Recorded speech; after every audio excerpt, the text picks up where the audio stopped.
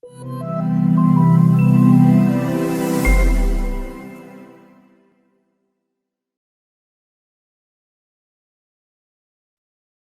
a lot, Nicole, and it's good to see that so many folks have made it through the day at 7:30 where I am. So hopefully the rest of you guys are sticking around for 3:30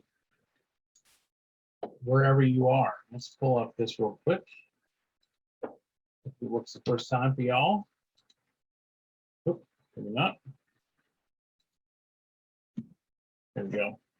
All right, so this is just going to be kind of focused on education today. John Novak, who manages Lightworks relationship for us, is not here today to talk about corporate environments or healthcare environments, but I think some of these things will translate to those spaces as well.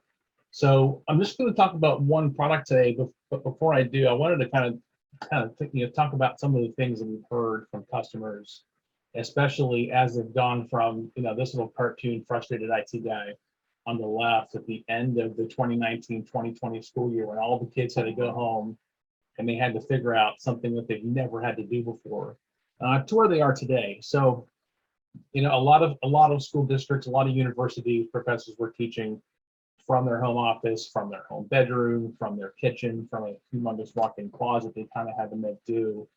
And so in a lot of cases, districts and universities had to outfit those educators with desktop monitors, in some cases even higher power laptops, web cameras, et cetera, for their home office. In a lot of cases, those educators were actually teaching from the school space for all of their students who are remote. And again, using things like Zoom, and I had, as a parent with a kids who were in middle school at the time, kind of experienced the pain from the other side of that, and trying to get kids to pay attention, and watching teachers how to learn how to use new technologies. And training was a big part of, I think, of what made them successful ultimately. But then, it kind of going forward into last school year, a lot of kids did go back into class, transitioning in some cases to non-interactive displays, or not touching those interactive displays to keep the need for sanitizing surfaces down a bit. But in a lot of cases, wireless is kind of how they got over some of the fear on the part of, especially in the university space, professors who just didn't want to be in a classroom with a bunch of students who they knew full well were not social distancing, they were not wearing masks off campus, and might infect them. So a lot of the universities we've worked with over the last year and a half have moved, or at least offered, for professors to have the only things that they physically touch in the classroom is the stuff they bring in with them. So in many cases, they have their laptop, they might bring a mouse with them and a lavalier mic, but the other technology in the room is all wirelessly connected, and even the mic pack for their audio enhancement hardware is sanitized between classes. So, of course, for every 100 schools that we've talked to, there are 100 different ways that they've solved these problems. And fortunately, there are a lot of brands out there, many of whom are on this, this call this week, that have either repurposed some of their technologies and sold them in different ways, or talked to teachers and professors and IT staffs about different ways to use them. Now, it's not always perfect, but I think if you're in that space, if you are here today from a school district, from a university, or if you're a training professional in a B2B organization or in a hospital, you probably have experienced a lot of those. Now, it's not always done well, and here's a bad example of how technology is not used properly, right? This looks like a Logitech Brio that's meant for his laptop that's being used here to capture this his learning content. So it's been a learning curve. I think by now most end customers have kind of figured out how to solve the problem. But one of the ways that they've solved these problems for K-12 in particular, but also for higher ed, is by using interactive displays. Now, again, I said a minute ago that to take away interactivity, at least for students, this display was available for the pandemic, of course. But one of the things that I think that teachers especially have appreciated about this, and IT staff, superintendents, principals, university provosts, et cetera, is that it's a very flexible product. So I know from the roster of the speakers, there are probably a few different companies you've seen today that have talked about interactive displays.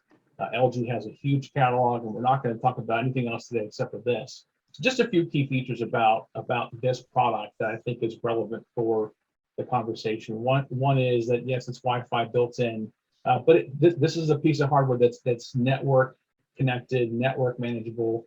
You can use all the traditional LAN controls.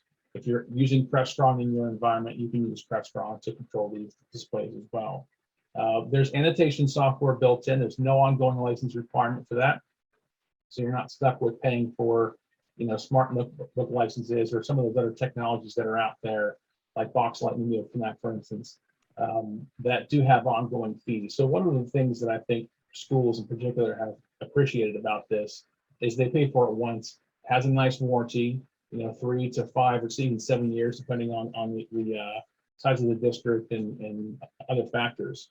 But the web browser that's built into this has allowed, this is something we didn't see ever used before, has allowed teachers who are either in hybrid situations where you have kids that are still at home and you have kids in class, or maybe they're all at home, you can join the Teams or Zoom meeting directly from this display.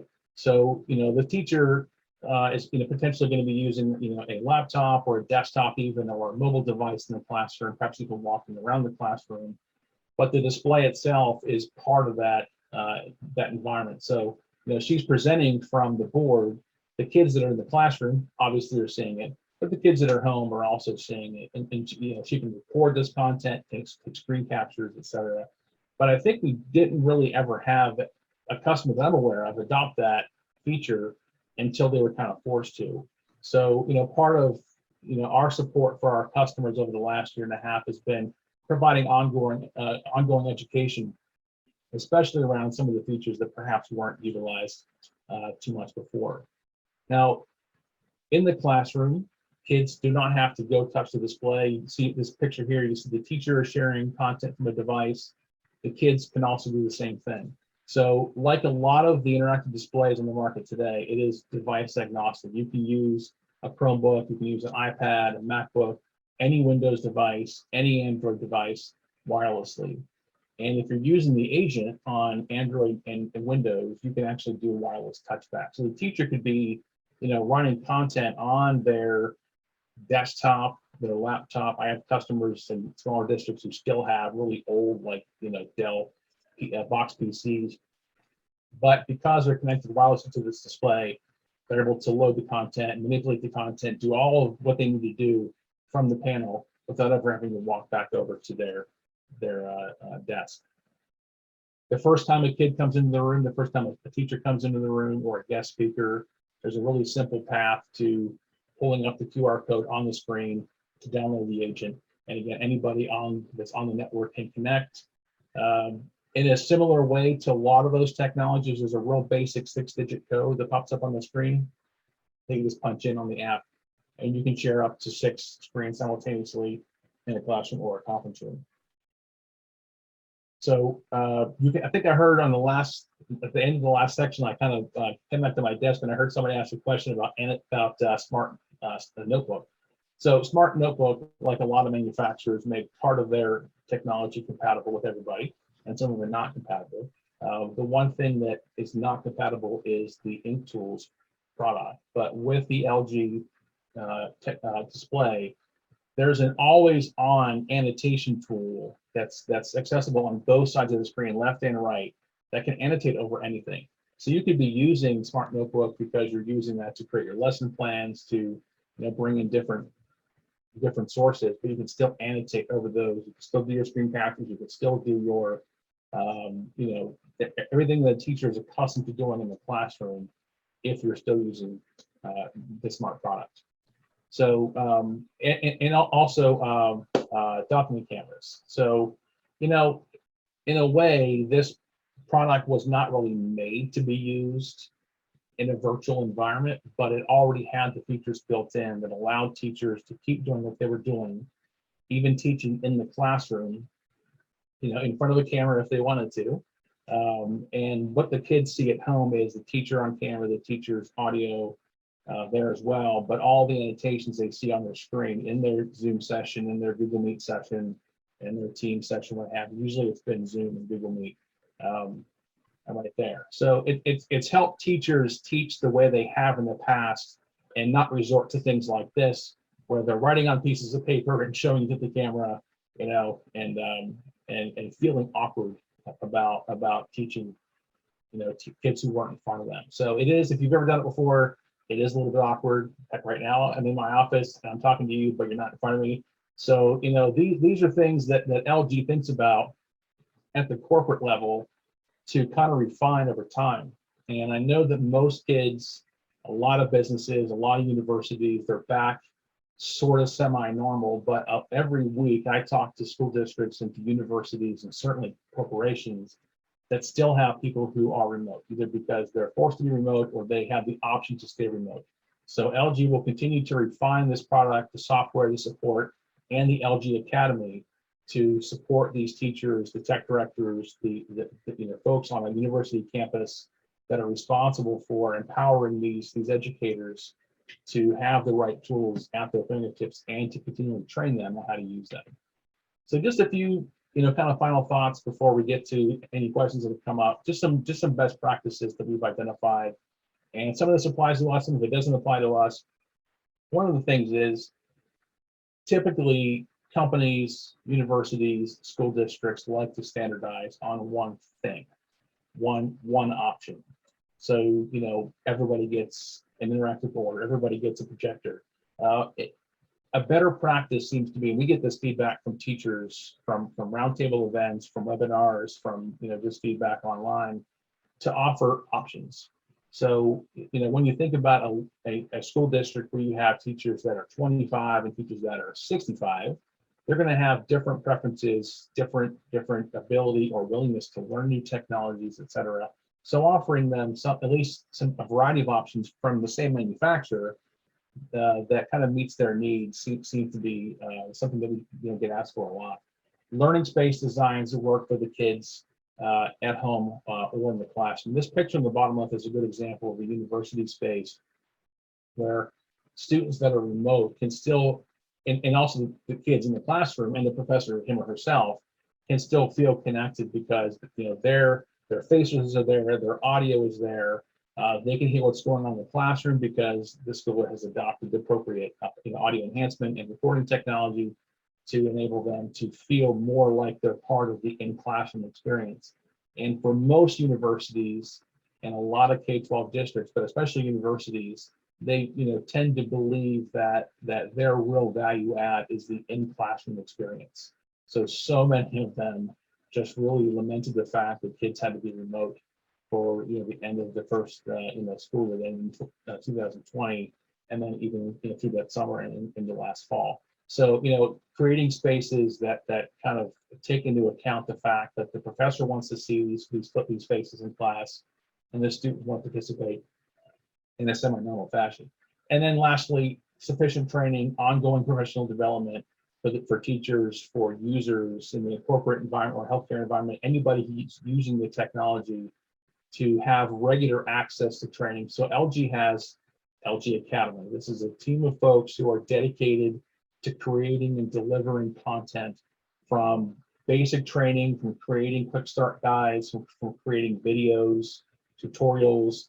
In the case of the interactive product, we have a sort of a feature-length video that kind of covers everything, but they're also working on bite-sized videos that just cover individual features, so that as end users, perhaps that aren't using it every day, do the quick refresh, they have access to that on demand versus having to schedule something. But LG Academy is there to support any customer in any vertical anywhere in the country for any product that they're buying from LG, so that they can be sure that the end users are actually fully using it. You heard Phil Simon talking today about fully using the features of Teams and Slack and Zoom. The same thing applies for hardware. Nothing makes a CIO want to scream more than finding out that she spent $1 million to $10, $15 million on technology that 20% of the users are actually using. So this is a service that we offer right now for free. Certainly for some of the train-the-trainer applications, there may be a fee, but for right now, this is a free service. and there are 3 full-time dedicated staff at the LG Academy who are here to create and deliver education content to all of our customers. That's all she wrote.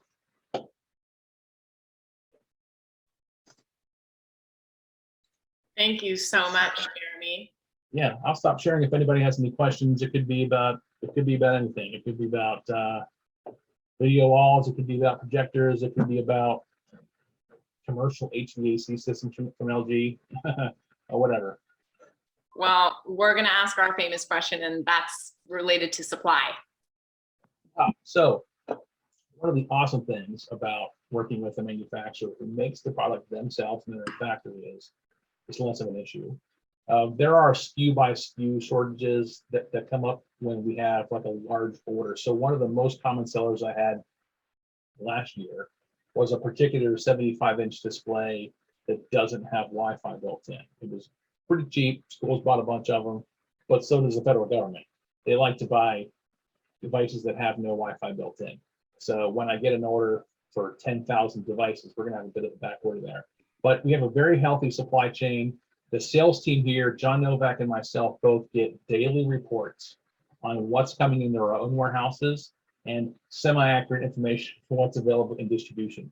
So we have that information available all the time. It's very accurate. We can see what's been allocated, what's been picked, what's on back order, and then very easy to read in our own internal system when product is available. So, you know, if you, let's say, even placed a purchase order with another brand, and it's going to be a while until you can get it, you might want to reach out to Lightworks to see if LG has the same kind of product in stock today, or will have it sooner. So, great question. It affects everybody. I went to buy a car today, and for what I wanted to get, I had to drive 2.5 hours to the north side of Indianapolis because supply was been pretty short. So, good question, Nicole.